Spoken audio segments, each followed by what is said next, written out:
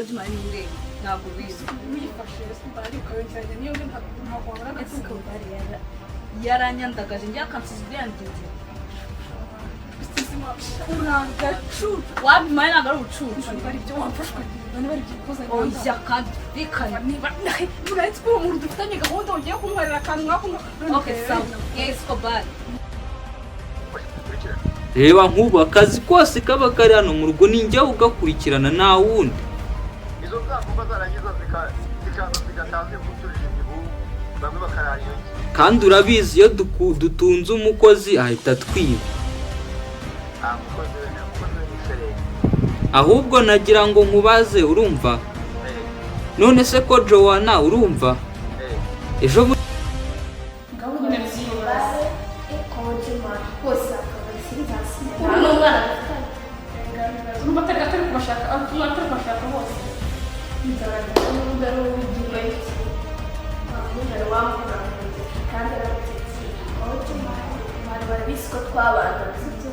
no kwanuza kwa escobal hano abantu barabizi ko tubanze musubwo matara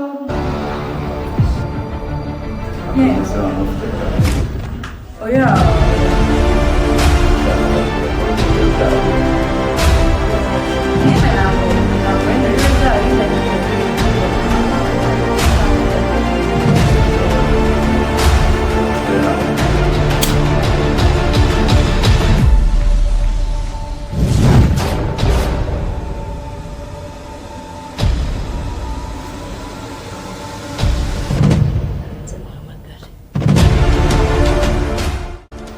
ariko wambwira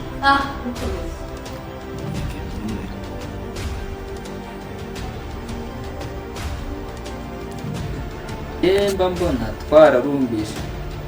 iyo tuza kuza kugira ababyeyi byibuze nawe ko mfite abavandimwe bazima ariko ari igihungu cyarapfuye n'igikobwa nacyo iki kirara akuma mubona undeka mubaze mani ubundi wamubona ngiye no kugurisha umuntu yirirwa mu gahinda ntabwo uzi ko ari murumuna wanjye kasha n'uburyo mwari mubanye sikuru ntabwo wowe tubwire